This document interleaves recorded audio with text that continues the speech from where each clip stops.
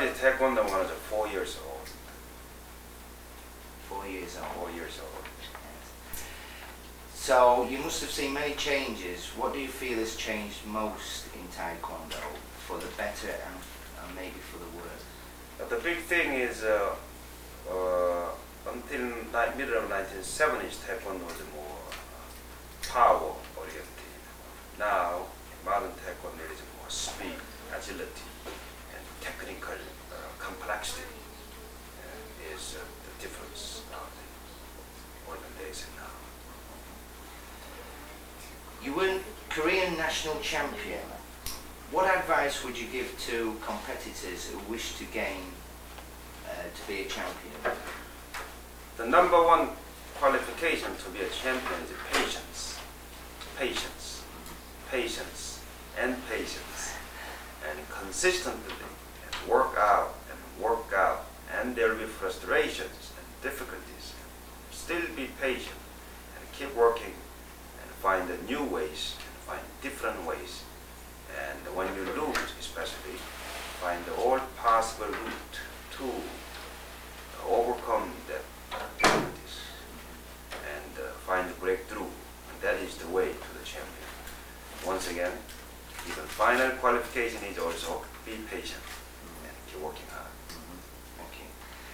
Right. Considering WTF Taekwondo has a strong sporting image, what would you say to people who say that the other elements of Taekwondo are unimportant, namely the traditional side? In modern years, Taekwondo is very known as a competition sport, especially Olympic game. Taekwondo is the demonstration game for 1988 and 1992 Olympic game, and hopefully in 2000 years there will be an official Olympic game. Competition is very exciting and a fantastic aspect of a Taekwondo. But there are many different aspects in Taekwondo training, which is quite lacking in modern training in Taekwondo class.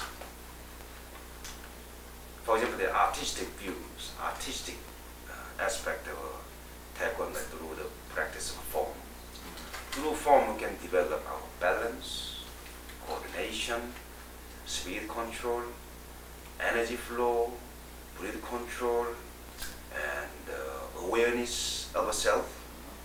And without highly competitive mentality, you can practice the art of Taekwondo peacefully in a harmonized way, so that you can achieve the unity of mind and body and your soul in the practicing of the Pumse.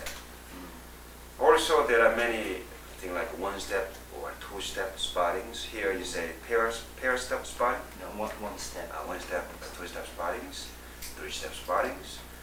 And those things are very good method of developing our sense of timing, sense of distance, sense of angular reaction, actions in a safe environment. If you do sparring, as you know, we're taking the full contact sparring. So if you do sparring, you get hurt most of the time. But in regular class, you know, average people don't want to get hurt. So in a safe way, through these step sparrings, we can improve all the necessary components in the combat situation. Also, we have many self-defense skills that will protect us in a close combat situation. If somebody attacks or somebody grabs you, then you have to be able to get out of the situation, or at least you have to subdue the opponent.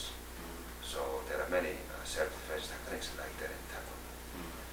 And the philosophical aspect of Taekwondo is, I think, is most important in our personal daily life. As a matter of fact, how many times in our life really do we encounter physical confrontation in our life? Not that many times.